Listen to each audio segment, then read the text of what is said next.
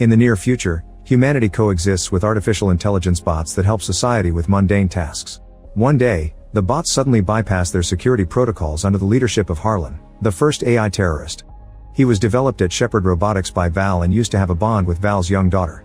However, nobody knows how he overrode Val's programming, which was the best in the world. Harlan sends a drone army to attack Bangalore, killing 50,000 people in the process. This starts a war between humans and AIs, and after 10 days of intense attacks all over the world, the AI bots have killed over 1 million civilians. Eventually the government creates the ICN, or International Coalition of Nations, which immediately strikes a counterattack against the bots. Battles occur in every country and little by little the ICN defeats the AI armies. This causes Harlan to leave the planet on a rocket, only leaving behind a message that says he'll be back to finish what he started. 28 years later in the USA, an ICN team bursts into a building and use a scanner to check on all the people inside until they find Casca, an AI bot. They rush upstairs, but before they can break down the door, Casca attacks them. One by one, the bot starts bringing down the soldiers, even using their own weapons against them. Bullets don't affect him, so it's easy for him to just keep going. When he finds himself surrounded, he jumps to the lower floor, only to find a machine waiting for him to knock him out with an electric shock. The next morning in Los Angeles, Val's now adult daughter Atlas is woken up by her house's computer. While she continues playing the chess match from last night, Atlas watches the news and learns that the ICN has captured Casca, who happens to be part of Harlan's inner circle. Since she works as a counterterrorism analyst for the ICN, she immediately gets ready to leave, only to find a soldier at the door already. On her way out, Atlas checkmates the computer. At the base, Colonel Elias is telling General Jake that bringing Atlas for this is a bad idea because she's unstable and antisocial. However, Jake reminds him that Atlas is the one that knows Harlan the best and their only chance to get intel from Casca. Soon Atlas arrives, and after going through a quick scan, Jake drops her at the interrogation room. She puts down her favorite chess piece and opens a box, revealing Casca's head. The bot recognizes her but refuses to answer her questions, so Atlas uses her chess piece to get into his head and start hacking. Casca mocks her attempt since his security is perfect, but Atlas announces she found Harlan's location and writes it down. It's hard for Casca to believe it, and he's right. Atlas pretended she got it and made a doodle to force him to think about the location, making it appear on the screen. It turns out Harlan is hiding on GR39 in the Andromeda Galaxy. Furious, Casca tries shooting a shuriken from his mouth, but Atlas is protected by a force field. Then Atlas uses the chess piece to fry Casca's head. Later, after a meeting, Jake informs Atlas that they want to capture Harlan alive because the AI production company wants to analyze what went wrong to correct it in the future. Elias and his team of Rangers will fly to GR39, which Atlas thinks it's crazy because Harlan could have a trap ready. She's sure nobody will come back alive, so to change her mind Elias takes her to see the team's ARC suits. They're big battle robots that the soldiers can ride into battle, and Elias reveals their latest upgrade. The Rangers are wearing neural links on their heads that allow them to synchronize with the suit's AI. Atlas freaks out because allowing AIs into their heads is what caused the war, but Elias explains they improved Val's sync device to make it a true symbiotic relationship instead of a one-way connection. In the end, Atlas agrees not to complain as long as she's allowed on the mission too. A spaceship soon sets off for Andromeda with Atlas and the Rangers. During the trip, Atlas looks at a photo of her with Val and Harlan. She also plays a video of one of Val's speeches.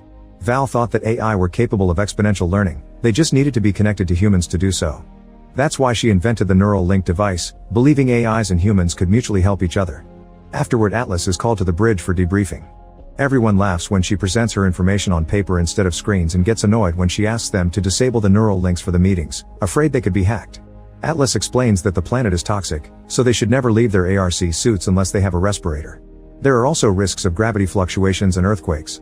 She reminds them not to trust any AI and starts to rant, so Elias interrupts her and tells the team to get ready for landing. Atlas tries to tell Elias that Harlan most likely has a trap ready, but he has confidence in his team. As the Rangers start boarding their suits, an alarm sounds and an explosion suddenly blows off the cargo bay door. The ship catches on fire and most of the suits get damaged, not to mention there are more missiles coming. Elias orders the surviving Rangers to jump and reunite at the drop point on the planet. Atlas barely manages to hold on and not fly away through the hole on the ship, so Elias grabs her and puts her in a suit too. When he tries to explain how to use it, another explosion happens and Atlas' suit drops to the planet too. As the suit falls, Atlas watches the ship come apart and some of the pieces hit her ARC. When she gets closer to the planet, she discovers the Rangers are fighting Harlan's drones, and while they do manage to shoot a few down, they still are easily overpowered. Atlas' suit gets even more damage and soon an alarm rings with a warning. A suit with a sword comes through and brings down a few more drones as it teams up with another Ranger, however they're soon overpowered as well. The ship starts falling and almost crashes against Atlas, however a Ranger pushes her out of the way just in time. The Ranger catches Atlas' suit with a wire to begin falling together as Elias appears on Atlas' screen, explaining she needs to sync with the suit's AI to stabilize her fall. Atlas refuses to do so and her helper gets shot down, so her suit begins falling even faster. She manages to activate the thrusters at the last second and the suit lands quite hard on the planet, but at least it doesn't kill her. After realizing she's bleeding, Atlas tries to contact the base for help to no avail. With no other choice, she activates the suit's AI, who introduces himself as Smith. He wants to go through the tutorial and setup, but Atlas skips all that and asks for a rescue pod. Smith's scanner finds 198 kilometers away and Atlas asks him to get there as fast as possible. The suit immediately starts its thrusters, yet Atlas stops him, reminding him that if they fly they'll be seen by the enemy, so they should walk. Smith thinks it's a bad idea because the suit only has 22 hours left of air, but Atlas doesn't care and overrides Smith's protocols to start walking toward the pod. During the trip, Smith tries to bond with Atlas, who still doesn't want to be friends with an AI. He also shows her the beginner's manual, including all the weapons that come with the suit. Eventually they make it to the drop point and find all the fallen suits, but unfortunately Smith's scan indicates that all the Rangers are dead. Bullet holes prove the crash didn't kill them, someone waiting here did. Atlas has a panic attack over the failure, so Smith calms her down with some classical music. Then she starts collecting the Rangers' tags and notices that Elias' suit is empty. At that moment they detect movement nearby. It's Casca. Atlas concludes Harlan made a copy and worries about the possibility of Harlan building a whole army. Smith confirms there are more bots nearby and announces they should get ready for combat because there's no escape route. Suddenly the enemy sees them and opens fire, so Atlas forces Smith to run, not believing they can win against so many bots. A chase ensues and Atlas still refuses to sink. Instead she makes Smith shoot a few missiles. Unfortunately it's not enough to bring down every enemy. Their running takes them to an atmospheric storm, which catches the suit and blows it around until the bots shoot them out of it. The suit rolls around for a while until it crashes against a rock formation. Atlas orders the use of the iron bomb, ignoring Smith's warnings. The explosion is huge and destroys the area, bringing down their enemies as well. However, Casca saved himself thanks to his thrusters and gets ready to shoot again. At that moment the ground starts to shake and Smith explains that the explosion has caused a sinkhole, which now opens under the suit and makes them fall into a chasm. After lots of rolling under the rocks, the suit lands and Atlas discovers she has a broken leg. Smith immediately begins treating the wound, making Atlas scream in pain as he covers the injury with a small metal plate. Then Smith gives her a meal cube that can provide nutrients for her recovery, which reminds Atlas of a doctor giving her a lollipop. Their chances of survival are pretty low and the only way to improve them would be synchronizing. Atlas reluctantly agrees and puts on the device. Meanwhile Casca emerges from the rubble and calls Harlan to inform him of the situation. After hanging up, Harlan goes back to torturing Elias to extract the Earth's protective field passwords. Moments later, Atlas is still failing to sync and Smith explains she's the problem because she refuses to trust him. He decides to go through the tutorial again, which asks Atlas some silly questions like pie or cake to create a bond. Smith wants to know why Atlas wants to fight so badly, so she revisits her memories of her childhood, including playing chess with Harlan and implanting Val's death. As Atlas freaks out, she explains to Smith that Val created Harlan and she used to trust him. Smith understands her feelings of betrayal and manages to establish a 40% sync. Now Atlas has access to Smith's system and sees the controls floating around her. A scan reveals they're 498 feet below the surface and they agree to try a subterranean cave to escape. Using the thrusters, they burst through the rock and make it to a big beautiful cave. Smith only has 14 hours of battery left and they're 37 kilometers away from the rescue pod, so they need a plan against the soldiers. Atlas gets an idea and Smith convinces her to work together for it, allowing to improve synchronization to 60%. Soon they find their way out of the cave, unaware that Casca can see them from afar. Atlas is fascinated by the glowing flowers they find and Smith points out she's the first human here. He tells her to name the flowers, but Atlas can't think of a better name than Planty. At that moment Smith detects Casca approaching and he falls for Atlas' plan. She planted some motion sensors that blow up when he gets too close. The shockwave fills the area with dirty and smoke, but Smith is fine, so he gets moving. Suddenly they hear a transmission from Casca and track it to find his head, which Atlas picks up and destroys. Then she uses Casca's chip to track his message to Harlan's base. Atlas gets the location on the map and wants to get there to tag it for the long-range bombers, but Smith thinks it's too dangerous and they should go to the escape pod instead. Ignoring his warnings, Atlas tries grabbing the respirator to leave on foot, however Smith uses the neural link to block her motor control. This lets him see some memories about Val's death and Atlas freaks out to the point she can override his command. Smith realizes Atlas feels guilty about Harlan and doesn't understand why, but instead of explaining, Atlas makes a speech about saving humanity until she convinces Smith to go to Harlan's hideout. On their way there, Smith and Atlas bond through philosophical conversations, like discussing the concepts of living and soul and if it applies to machines. When they finally make it to Harlan's hideout, They're shocked to find a massive base and conclude Harlan has been hiding for 28 years to build this, gathering weapons until he's ready to fight back. Smith buries a beacon in the ground to mark the location and announces they should go, but Atlas notices the bots have the Ranger's ship and their warhead. Suddenly Smith is hacked, which should be impossible. The enemy starts approaching, so Atlas tries to escape, but the suit barely gets to move before the hacker turns it off and makes it crash. Atlas watches in horror how a new Casca finds her and captures her. Meanwhile on Earth, a soldier brings Jake the message sent by Atlas and he activates emergency protocols. Moments later Atlas finds herself chained up in Harlan's base. Her suit is on the ground nearby, but Smith won't answer. Harlan shows up and explains society continues to destroy every other species, so he'll destroy most of it and create a better world. He also reveals everything has been his plan all along. Casca got caught on purpose so Atlas could find the location and come with a whole team.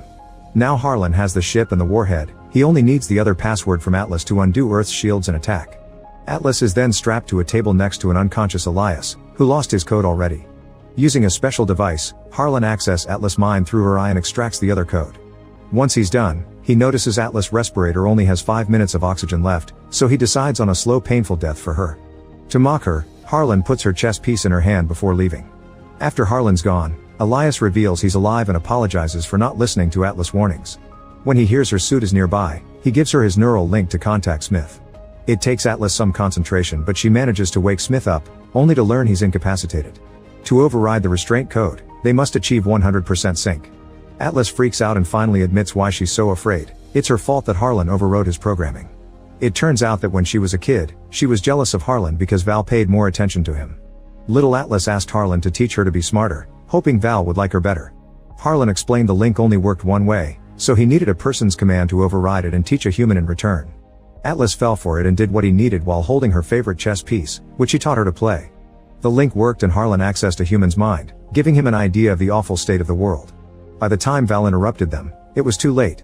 Harlan took control of Val's mind through her link and forced her to grab a gun. Val told Atlas to run away, and as the kid rushed outside, she heard Harlan forcing Val to self-delete. For 28 years, Atlas has living with the guilt of causing 3 million people to die, including her own mother. However, Smith explained she had been manipulated and it's time to move on, convincing her to let him in. Their synchronization finally is completed 100% and the suit bursts into the room right before the respirators run out of oxygen. Smith explains his battery is low. Harlan will launch the warhead in a few minutes, and the bot stripped all his weapons except for a single shot in his chest cannon. Thankfully there are a bunch of weapons lying around. When another Casca arrives with a team of bots, Atlas and Smith tackle them and steal more weapons to fight them.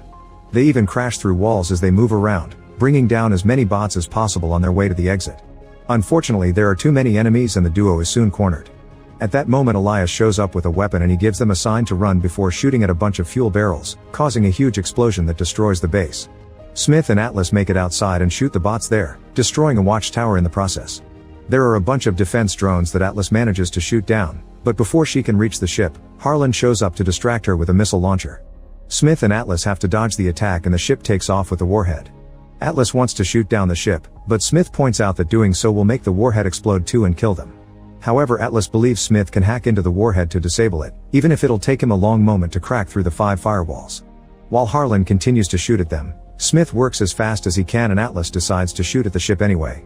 A big explosion happens in the sky but not enough to kill them, confirming Atlas trusted Smith to finish the hack just in time. Debris starts falling all over the base so Atlas and Smith begin to run away. Harlan follows them and produces a sword to start a fight. He moves incredibly fast and cuts off one of the suit's arms, making it fall in the lava. The splashing causes more damage while Harlan jumps on the suit, sticking his sword to hurt Atlas inside. She makes the suit roll to get him off, but now the holes make it hard to breathe and she has to use the last respirator. Then Harlan transforms his sword into a whip to keep on attacking the suit. Smith analyzes his patterns and catches his last attack, dragging him toward the suit so they can punch him and tear his sword arm off. When Atlas is about to crush his head, Harlan calls his arm back to him and uses his sword to jump all over the suit, trying to damage the reactor. The suit goes down and Atlas is almost dead, so Smith uses his last energy to activate the defibrillator on his hand. Harlan attacks again and Smith shoots his last cannon to push him away, however Harlan quickly recovers and makes the suit fall. Then Harlan climbs on top of it and finally destroys the reactor while Smith apologizes to Atlas for not protecting her. When Harlan looks away he finds the chess piece on the ground and suddenly Atlas appears behind him, stabbing his head. He can still move, so Atlas reaches into his head and finally breaks his circuits to deactivate him.